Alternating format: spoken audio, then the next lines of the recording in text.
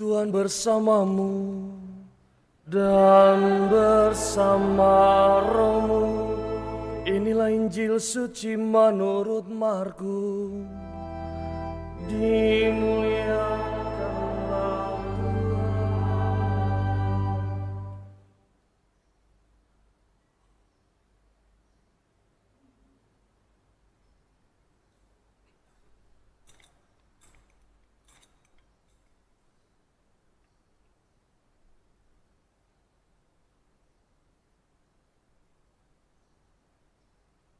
Sekali peristiwa Yesus memanggil murid-muridnya lalu berkata, "Kamu tahu bahwa orang-orang yang disebut pemerintah bangsa-bangsa memerintah rakyatnya dengan tangan besi, dan pembesar-pembesarnya menjalankan kuasanya dengan keras atas mereka. Tetapi janganlah demikian di antara kamu.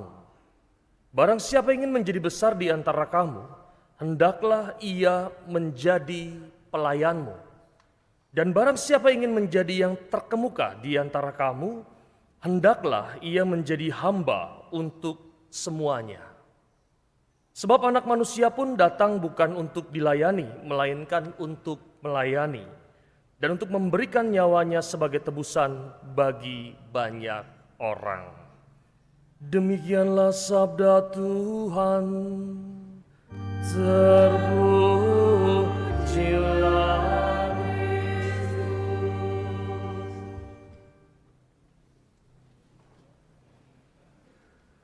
Romohari, Bapak Ibu dan saudara-saudara yang terkasih dalam Kristus, selamat siang. Hari ini tema besarnya saya mau memberi judulnya, menjadi pelayan itu bukan menjadi sekedar kewajiban, tetapi haruslah menjadi sebuah gaya hidup. Menjadi pelayan, bacanya melayani, bukan cuma sekedar kewajiban. Bukanlah cuma sekedar kewajiban, tetapi jadikanlah itu sebagai gaya hidup kita. Lalu saya akan merangkum menjadi 5 poin supaya memahami dan merefleksikan bacaan Injil hari ini. Yang pertama, Bapak Ibu teman-teman, nilai seorang hamba hanya ada dalam sebuah pelayanannya. Maka hamba yang tidak melayani sama sekali tidak mempunyai yang namanya nilai terhadap dirinya. Saya ulangi lagi nih, nilai seorang hamba itu hanya ada dalam pelayanannya. Maka ketika hamba yang tidak melayani sama sekali berarti tidak mempunyai nilai terhadap dirinya. Hamba yang tidak bekerja untuk dirinya, hamba tidak bekerja untuk dirinya, tetapi dia bekerja untuk tuannya.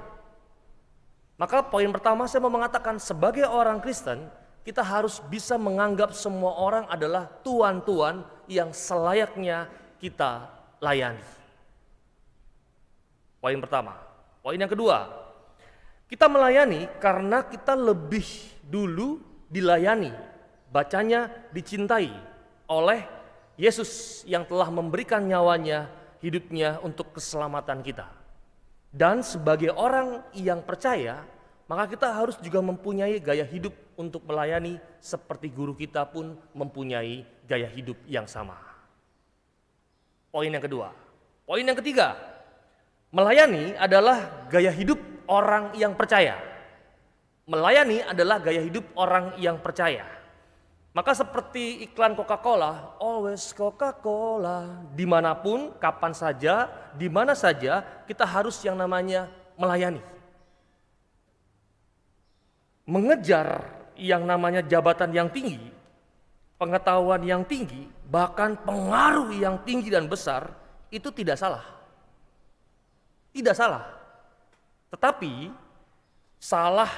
tidak salah jika semuanya tujuannya untuk melayani atau membawa yang namanya pembebasan. Bukan malah menambah yang namanya terkungkungan. Poin yang ketiga. Poin yang keempat, mengapa Yesus sampai hari ini kita kenang? Mengapa Ibu Teresia melekat di hati orang-orang Kristen sampai hari ini? Mengapa Romo Mangunwijaya namanya tetap hidup walaupun beliau sudah meninggal dunia?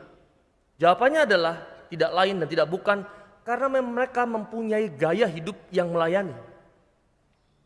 Maka ditekankan dalam Injil, jika kita mau nama kita harum dan terus diingat dan dikenang oleh orang-orang, maka marilah kita giat untuk melayani dan menjadi seorang pelayan.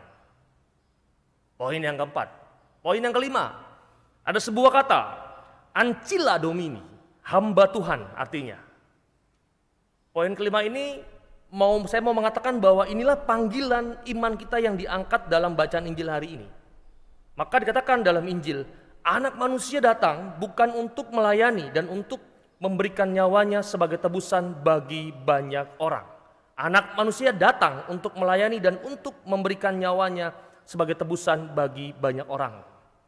Maka sebetulnya dengan kata lain, Yesus mengajarkan agar kita bersikap sebagai seorang sahabat yang bersemangat hamba. Hamba itu hangat, andal, militan, bahagia, dan aktual. Itu hamba. Saya ulang, hamba itu hangat, andal, militan, bahagia, dan aktual. Sahabat yang bersemangat hamba.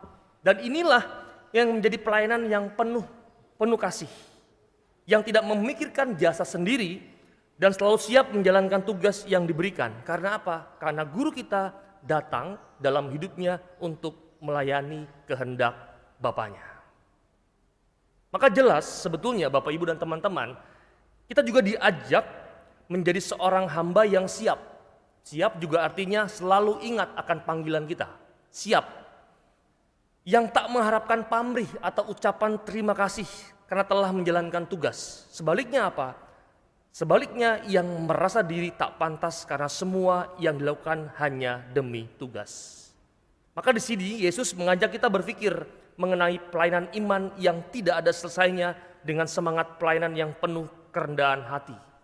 Karyanya yang murah hati, ucapannya yang memberkati, doanya yang sepenuh hati.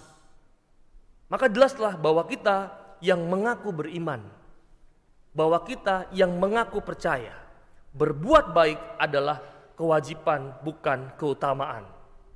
Bahkan dibalik lagi, bukan cuma sekedar kewajiban tetapi jadikanlah sebagai sebuah gaya hidup. Maka sebetulnya hari ini kalau kita mau belajar dari Bunda Teresa dari Kalkuta, beliau pernah mengatakan hal yang baik. Apabila kebaikanmu diabaikan, apabila orang lain salah paham atau mencurigai dan berpikir buruk tentang perbuatan baikmu, tetaplah berbuat baik. Jangan mundur untuk berbuat baik. Dan inilah keutamaan Kristiani yang mau diajak hari ini. Hamba yang selalu berjuang untuk tetap handal, hangat, militan, bahagia, dan aktual setiap harinya. Semoga membantu refleksi pelayanan hari ini sebagai seorang hamba, hangat, andal, militan, bahagia, dan aktual. Maka saya akan tutup dengan pantun. Masih ingat ya kalau saya pantun? Cari babat di Pulau Sumba, cakap. Jadilah sahabat yang bersemangat hamba.